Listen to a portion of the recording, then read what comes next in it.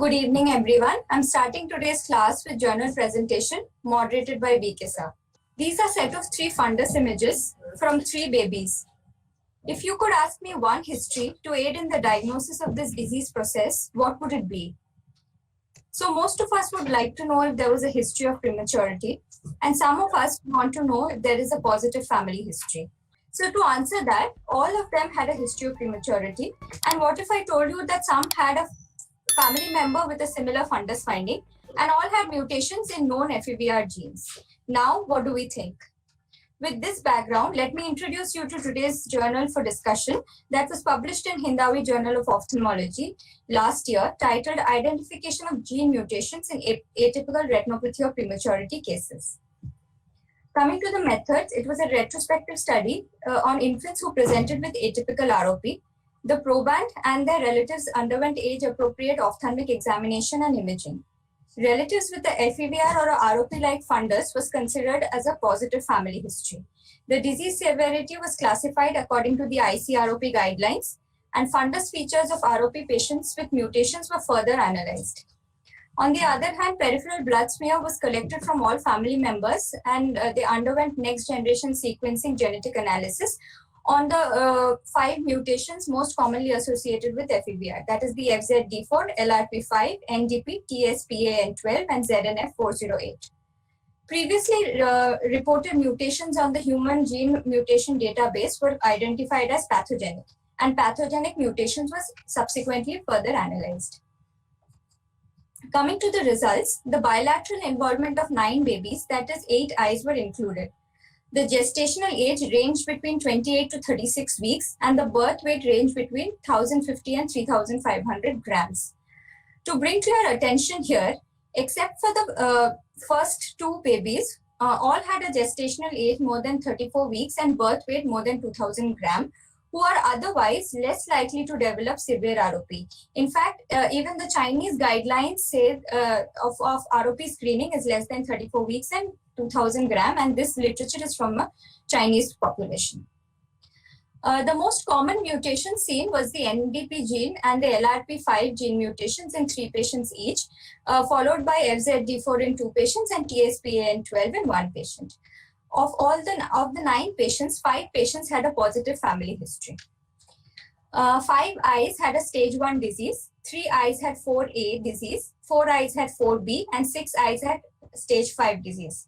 Severe ROP that was developed as stage 3 or more developed in 13 out of the 18 eyes. Stage 4A lesions were mostly associated with macular dragging. Stage 4B lesions had a falciform fold involving the macula.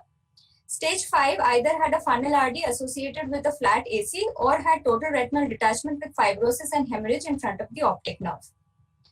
Some of their patients underwent angiogram, and these were the features. They reported irregular sprouts of vascularization at the vascular-avascular junction, distinct pruning of vessels, pinpoint areas of hyperfluorescence, and vascular loops with tangles beyond the edge of the vascularization. So coming to discussion, we know that we are aware that there is a great deal of phenotypic overlap that exists between ROP and FEVR. In fact, the history of prematurity often determines the diagnosis of ROP in such atypical cases. In this paper, John et al. Has described FFA features in ROP as homogeneous vascularized pattern or smooth edge of vascular-avascular transition zone with or without leakage, versus that in FEVR babies with prematurity where there was an irregular vascular sprouting beyond the transition zone, vascular pruning, loops, and segmental leakage. They termed the later group as Roper and noted that they have a difference in behavior from classical ROP on follow-ups in terms of unpredictable episodes of activity like that seen in FEVR. So the term Roper comes from ROP and VR from FEVR. In several studies, ROP has been associated with gene mutations of known FEVR genes. 7.5% of severe ROP has been associated with FZD4 mutation, and 13% of advanced ROP has been associated with FZD4 and LRP5 mutation. An Indian study from the LV Prasad group has reported not only the NDP gene and the FZD4 gene, but also the TSPAN12 mutation in threshold ROP. The drawbacks of this study were that they did not define atypical ROP. They did not mention how many of such patients were seen over the 4 years of their study period, and therefore and did not have a mutation, and therefore we don't know the burden of mutation in the population of atypical ROP. This brings us to the conclusion that without genetic testing, family screening, and wide-field FFA, such presentations are often labeled as ROP.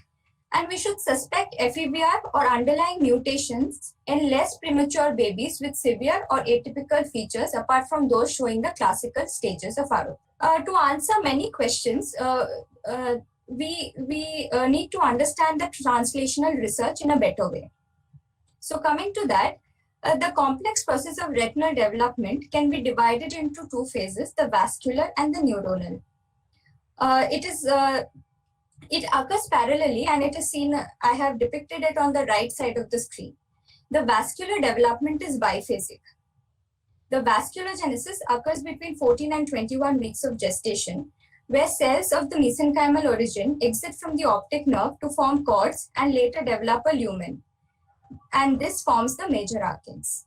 Angiogenesis that occurs subsequently is a VEGF-dependent process where new blood vessels develop from existing blood vessels by budding to form the capillary plexus. Now here the astrocyte migration, it lays down the structure for the vascular plexus development and limits the vascularization into the fovea, defining the FAZ size. It is important to note that while the neuronal development is foviocentric, the vascular development is actually disc-centric. And that is why disease processes that involve the vascular development alone are more predominantly seen temporally, as seen in this image. Now, PAX6 gene is an important master regulator of genes involved in the ocular development. During the differentiation of the optic cup into neurosensory retina and RPE, which occurs around 6 weeks of gestation, a decrease in the PAX6 keeps the WNT signaling under check and regulates the balance towards the development of neurosensory retina, as seen in figure A.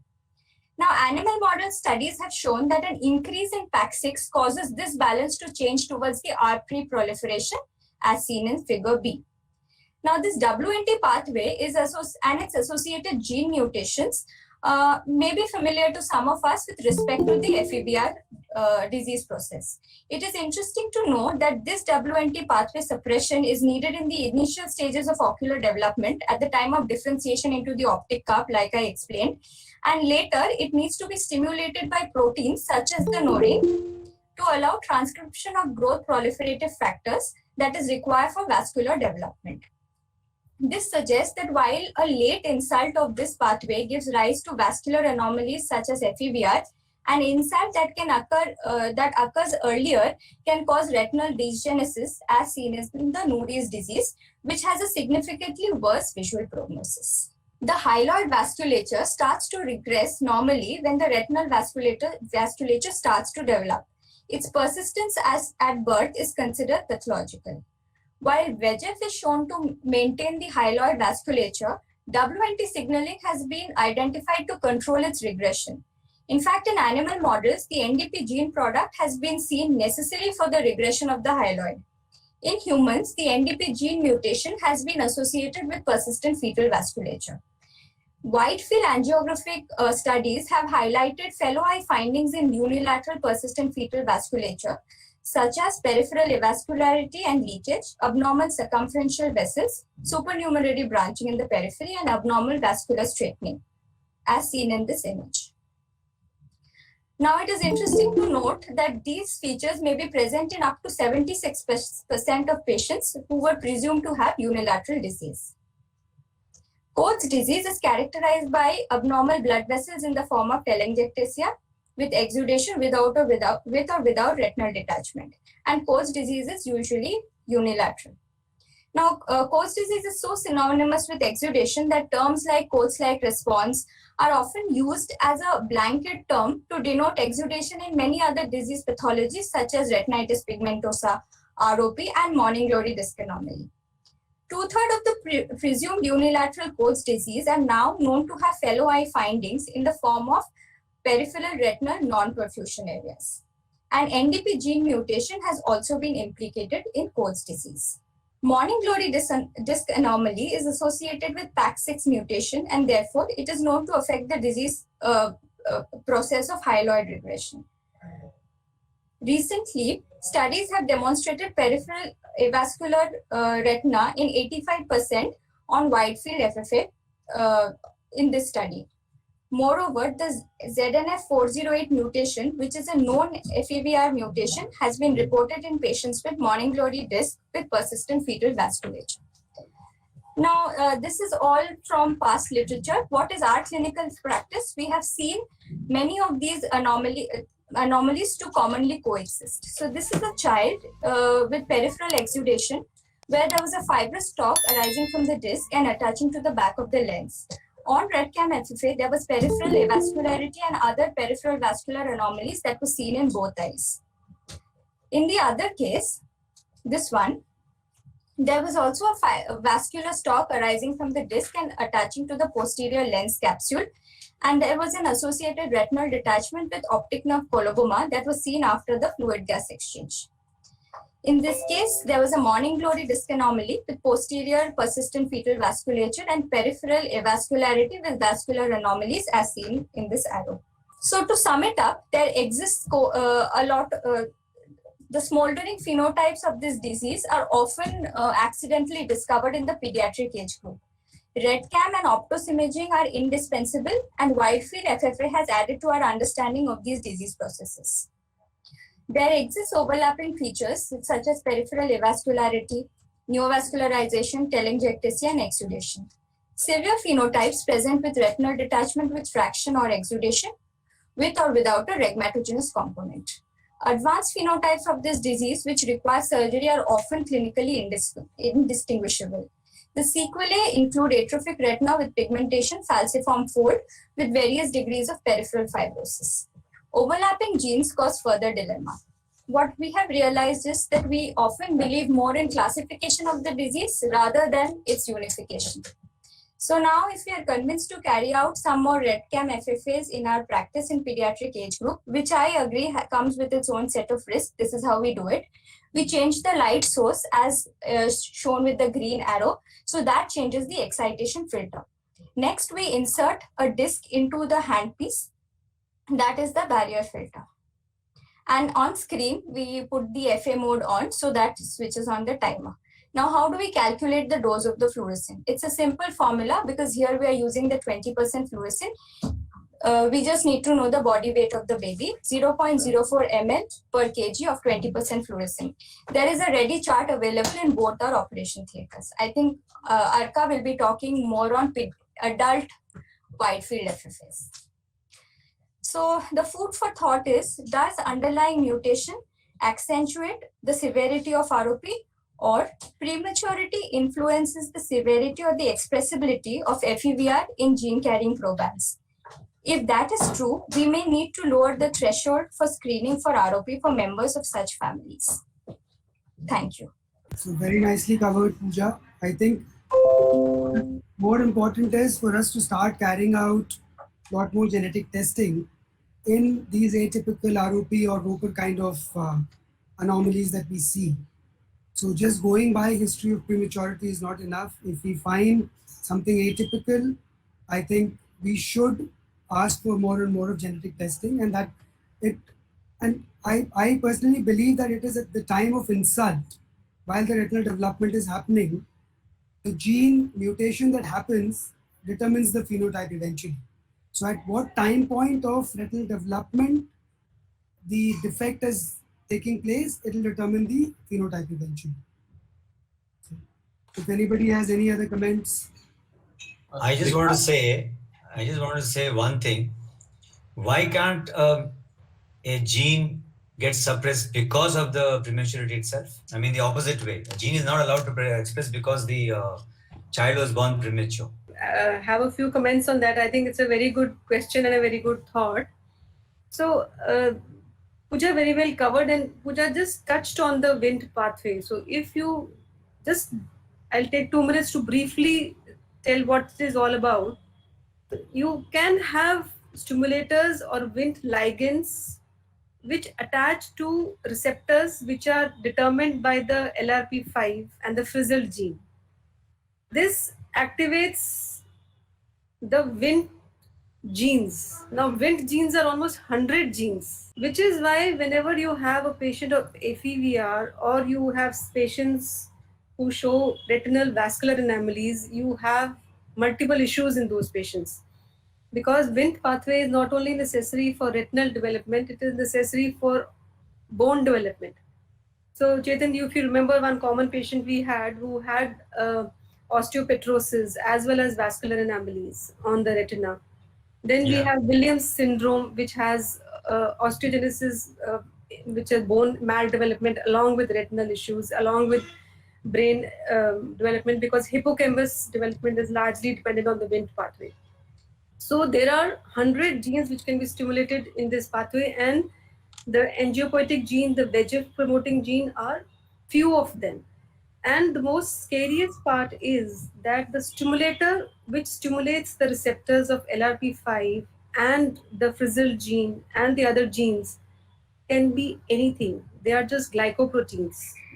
So I think, like Vikas mentioned, the prematurity causing hyperoxia. I wonder if hyperoxia stimulates the whole pathway so that all the genes are now not are overacting, so that or are underacting, so that that is why the babies have developmental anomalies also, delayed milestones also, learning disability also. So I think this is something which we need to understand. In fact, there is, while I was reading for all these things, lithium has been used in mice which are LRP negative, which are deficient in LRP5 gene, and it has shown to reverse the retinal problems. So we can actually modify this pathway by non-genetic ways. So I think this probably does answer your very good question, that why prematurity. So we may not need to have actual gene defects to result, which is why there's overlap between FEVR and ROP. FEVR is caused by genetic defect, but ROP is caused by stimulation of this Wnt pathway, which again triggers this genetic mutation and makes them behave in a different fashion. So I think we all need to lot more to learn and lot more to understand that it is humans or what we do can actually modulate this pathway, which is why I think we are seeing a lot of overlap. Very nicely presented, Pooja. Congratulations. Thank you. It's a nice discussion on what we need to think about, but look at a lot of these WhatsApp groups. I noticed a common excuse for many things is I don't have RedCam, I don't have a Whitefield FFA, I don't have gene testing.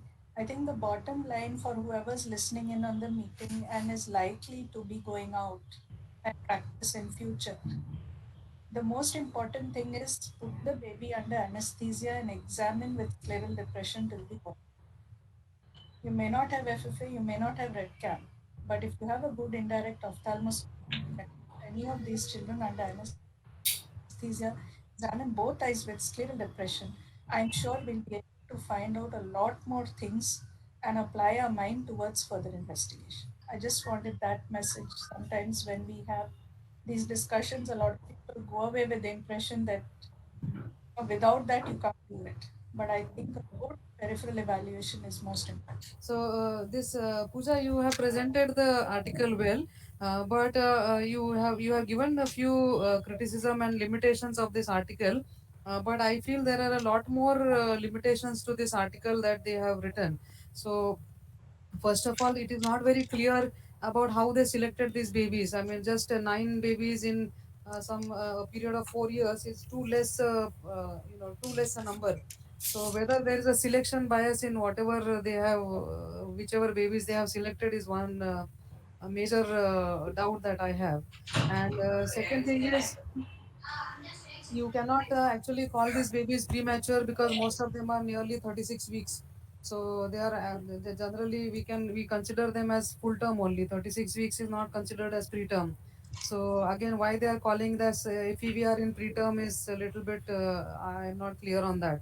Then the third thing is that they are not mentioned at what age this testing was done. Whether it was done immediately, like with like ROP screening, whether it was done immediately or whether it was done at a later age, and whether any ROP screening was done, that also they have not mentioned. Whether there were any systemic comorbidities, any factors which could have explained the presence of ROP-like features in these otherwise big babies, that also they have not mentioned. So there are a lot more, limitations to this article, and so I don't actually fully agree with whether this is a FEVR seen in premature babies, because we know that the genes are also common for both FEVR and ROP. The clinical features are also common, and this is just one time examination. They have not even given any longitudinal studies about what has happened to these features later on. That also needs to be known. So I think we need to take this journal's information with a little bit of pinch of salt. Thank you. Ma'am, I agree to those comments. In their systemic, they have mentioned that hearing and bone, few systemic they have agreed to. I mean, they have commented that there were no features. And what they also agree that they were not strictly premature babies. And that is why they have done the genetic testing and later found them. So in my limitations, I have mentioned that they did not give a denominator as in how many such patients they saw who did not have a mutation. So that is in fact a fallacy of this study, definitely. Ma'am, two main points were atypical ROP and genetic testing positive. These were their inclusion criteria. So if they had an atypical ROP kind of picture and they found genetic mutation later on, they clubbed that set and they presented their findings. So Yes, did they like, do the testing for all? Did they do the testing for all the ROP babies? How many such babies Not were ROP, there? atypical ROP. Atypical If ROP. the presentation was atypical ROP and Then where genetic testing was positive, Yeah. only that set of patients they presented. Just two things. One, on a lighter note, that's the reason this article got published in an open access Hindavi journal. It has a lot of limitations. The second thing which I was just asking Vikas, if our gene panel, the retinal panel, which we have the next generation sequencing, does it include these genes? Yes, all five of them. Okay. So The gene panel, the gene panel, I think the strand gene panel includes two of them, LRP and Frizzled. The other three, No, ma'am, if you mention that you are specifically looking for FEVR, then they add the other three genes also. they are there MedGenomics. now in the panel. No, Yeah. MedGenomics, because now we are not going through strand, no, we are going MedGenomics now. No, MedGenomics is for some research projects, but under the MOU, we are still going with the strand, I think. Okay. No. We are doing medgenome only. No strand. Yeah, that's the reason I wanted to know what gene panel we have. Suppose I see a atypical like this, some picture. We want to order. Better is to specifically mention the FEVR genes. But the only limitation is that these 5 genes are known to cause only 50% of the known FEVRs. Yeah. So still there is a lot of unidentified genes for FEVR. So if the report comes negative, it does not mean that the baby does not have FEVR. Yeah, that is true with any gene testing. But if we need to go ahead looking at some mutation, MedGenome one, whether it can do or not, we have to check with them. So you can ask them, Rajesh, saying you want to test for FEVR, they will titrate the package accordingly. Okay. With the same cost, they cover up the other genes also, all 5 genes. Moreover, there are many reports where these genes have been shown in ROP children also. So in fact, there are papers which the authors have quoted by some Shastri. There are many papers which that author has published where these genes are seen in ROP. So it's actually quite an overlap between ROP and FEVR. So same genes are there in both. So I think it is difficult to conclusively say that this is FEVR. That is the reason why this new term of Roper has been coined, which shows that a premature baby can also have FEVR. Nothing stops a premature baby from having a genetic defect causing FEVR. So, neonatal FEVR in a premature baby, they call Roper.